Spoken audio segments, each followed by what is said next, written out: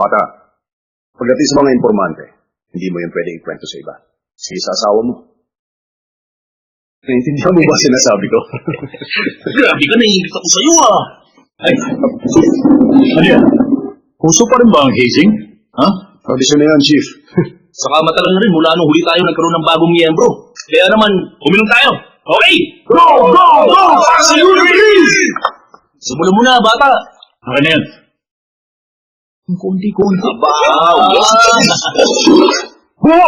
Sige! Yan! Ayos! Toast tayo. Ikaw mag-drive, ha? Cheers!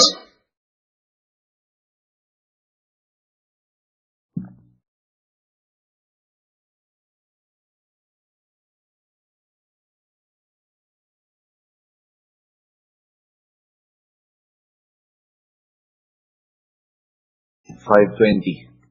Chong Damdong Furniture Shop. Isang front yun para sa loan shark na si Kwon Kian. Pinalagpas ni Pak yung paggamit ni Kwon ng droga bilang kapalit ng pagbibigay na ng intel tungkol kay. Yung pagbabatayan ng koneksyon ni Pak at Kwon, nagsasagawa nga ang partnership kasama si Chadong Chol. 9-5. Lumating kami sa bahay niya sa Manpo. Pumunta ka rito bukas ng umaga. Okay. Good night, boss. Sige.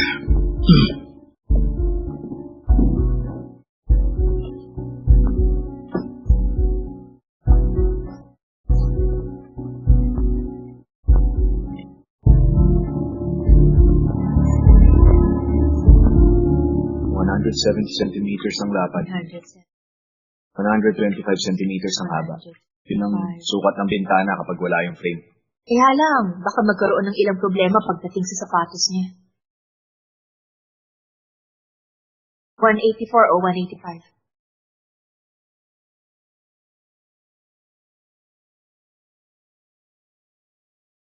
Yung tenga niya naman, naku, kung titingnan, nasa mga 90% match to. Sa kabihira yung nagiging ganito kalapit, ha?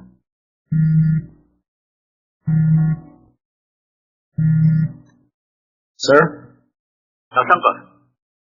Papunta na ako dyan, sir. Umakyat ka na. Ang passcode ng pinto, yung plate number ko. Opo.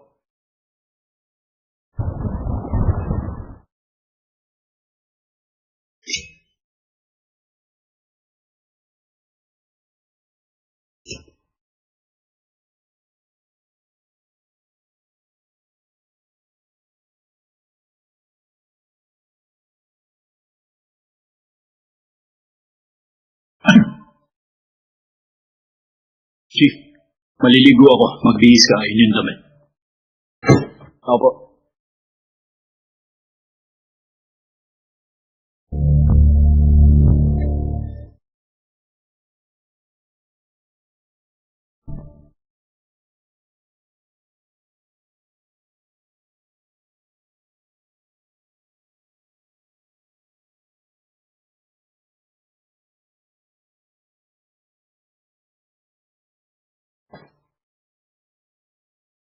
Sakto ba yung size? Opo, Chief. Bagay sa'yo. Salamat po. May pupuntahan ba tayo na ganito ang suot natin? Hindi ba halata? Magtatrabaho tayo. Isipin mo na lang na uniform mo yan. Yung rin to. Pati itong relo. Pero, Chief... Nadadamihan ka? Ha? Kasi hindi ako makakabili ng isa sa mga yan sa sahod. Huwag kang mag-alala. Galing yan sa mga boss. Mga boss? Sabihin natin sila yung mahahalagang tao sa lipunan. Pati yung ilang head ng Metropolis. Focus ka lang sa trabaho. Huwag kang kabahan. Chief, pwede ko bang palitan tong necktie? Sige, pumili ka lang dyan.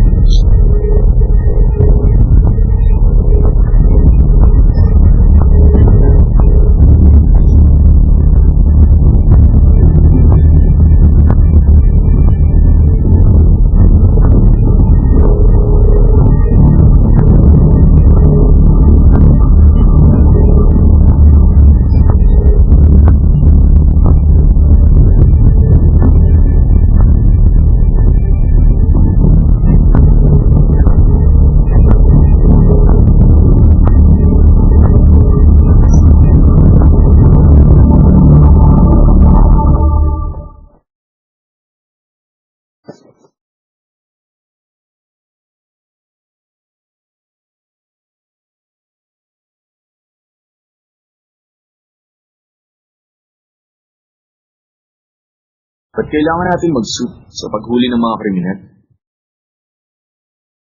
Hindi ka pa humaharap sa mayayaman. 1% lang ng lipunan ang kinakausap nila. Kaya hindi ka makakalapit sa kanila kung yung jacket mo kanina ang gamit mo. Pero mahalaga pa ba yun, Chief? Ba't kailangan natin itong gawin? Kailangan natin silang init para mahuli natin sila. Ginagamit kasi nila ang pera nila para makalayo sa otoridad. Hindi ka makakalapit kung walang warrant. Kaya yan ang uniforme mo. Okay.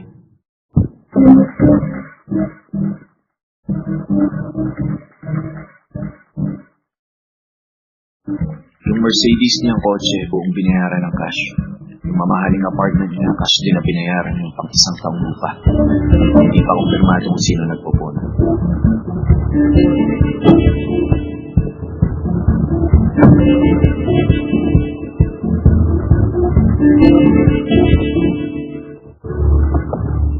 Sir, hindi kayo pwede mag-park dito. Lipat na kayo. On duty ako, boss.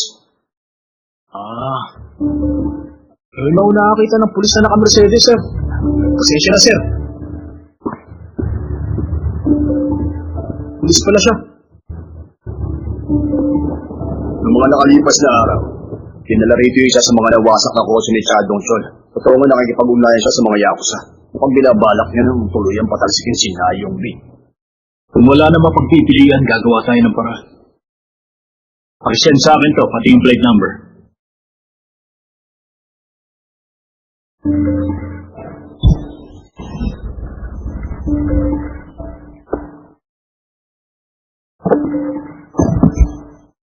Boss, pasensya na ha. Saka salamat sa lahat.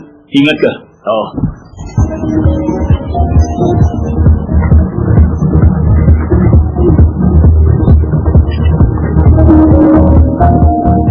Wala pa rin kontak kay Chad Dongchon hanggang ngayon. Pero malaki ang posibilidad na si Pak na yung lalaking kasama niya sa litrato.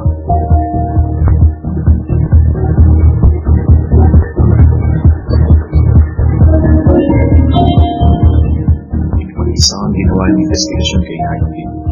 Pati na rin yung investigasyon tungkol sa naging pagpatay ni Sergeant E. At walang alam tungkol doon ang team niya. May nakitang isang private safe sa loob ng opisina niya. Hindi pa alam kung anong naman.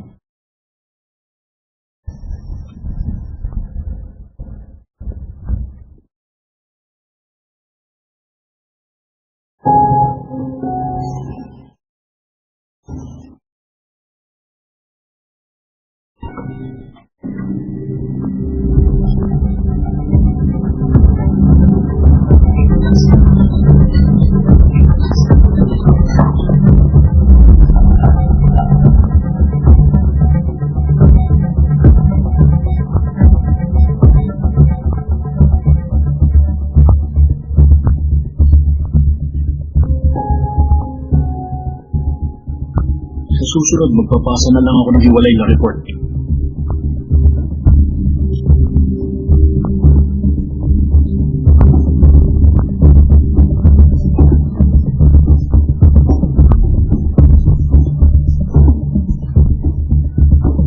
Ano pong order? Nakalabas na sila ng mga nakaraan. Kung ganon, magkano pang kailangan mo? Pwede na yung kalahating milyon. Sobrang laki ng naitagtad sa mga gastos ngayong taon ha. Dahil ba yun sa nagdudulot ng mga problema sila? Makamandag talaga kami sa mga. Alam kong ginagawa mong magagawa mo. At tama ka nga. Makamandag siya. Kailangan na siya mawala. Tama. Ang kaso ang problema nga lang, mas maingat na siya ngayon. Mas mahusay na siya magtago. Gagamitin ko yung pera para sa mga informant. Babawasan ko naman yung para sa investigasyon. Hindi. May iniingatan kang reputasyon. Gamitin mo lang yung pera sa mga pangangailangan. Ako naman ang bahalang makipag-usap sa'yo. Ay! Sorry. Sige, okay lang.